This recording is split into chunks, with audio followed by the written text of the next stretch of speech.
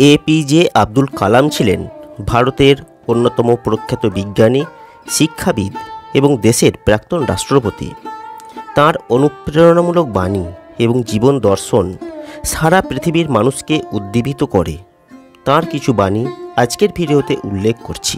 APJ Abdul Kalam বলেছিলেন, স্বপ্ন সেটা নয় যেটা তুমি ঘুমিয়ে দেখো, স্বপ্ন সেটাই যা তোমাকে ঘুমাতে দেয় না। কালাম স্বপ্নকে কর্মের সঙ্গে যুক্ত করতে চেয়েছিলেন। তিনি বিশ্বাস করতেন যে আসল স্বপ্ন হলো সেটাই যেটা আপনাকে বাস্তবে কিছু অর্জনের জন্য উদ্বুদ্ধ করে। তিনি বলেছিলেন, জীবন খুব সহজ নয়, কিছু করতে হলে দৃঢ় সংকল্প এবং আত্মবিশ্বাস থাকতে হবে। তিনি মনে করতেন জীবনে সাফল্য অর্জনের জন্য কঠোর পরিশ্রম এবং দৃঢ় মানসিকতা অবশ্যই থাকতে হবে। তিনি আরও বলেছিলেন, অন্যকে সম্মান করতে শেখো, তবেই তুমি সম্মান পাবে। আব্দুল কালাম সবসময় অন্যদের প্রতি শ্রদ্ধা এবং সম্মান প্রদর্শনের উপর গুরুত্ব দিতেন। তার মতে আত্মসম্মান অর্জনের জন্য অপরের প্রতি সম্মান দেখানো অত্যন্ত প্রয়োজন। তিনি আরও বলেছেন, কষ্টকে সাফল্যের প্রধান উপাদান হিসেবে মেনে নাও, কারণ সাফল্যের আসল স্বাদ সেই জানে যে ব্যর্থতার স্বাদ আস্বাদন করেছে। ব্যর্থতা এবং কষ্টের মধ্য দিয়ে তিনি সাফল্যের প্রকৃত গুরুত্ব আমাদের বুঝতে শিখিয়েছেন।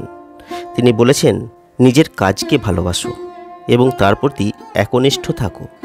কালাম নিজে বিজ্ঞান এবং শিক্ষা নিয়ে আজীবন একনিষ্ঠ ছিলেন এবং তার এই একনিষ্ঠতার মাধ্যমেই তিনি তার জীবনকে মানুষের জন্য অর্থবহ করে তুলতে পেরেছিলেন।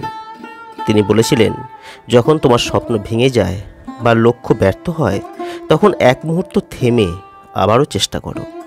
কালাম জীবনে কখনোই হাল ছাড়ার পক্ষপাতী ছিলেন না। তিনি বারবার চেষ্টা করার পরামর্শ দিয়েছিলেন। তিনি মনে করতেন যে পুনরায় চেষ্টা করাই হলো সাফল্যের চাবিকাঠি। এপিজে আব্দুল কালামের এই বাণীগুলি মানুষের জীবনের কঠিন পরিস্থিতিতে সাহস এবং শক্তি যোগায় এবং আমাদের লক্ষ্য অর্জনের প্রতি এগিয়ে যেতে অনুপ্রেরণা দেয়। তাঁর এই জীবন দর্শন আজও কোটি কোটি মানুষের জন্য আলোকবর্তিকা।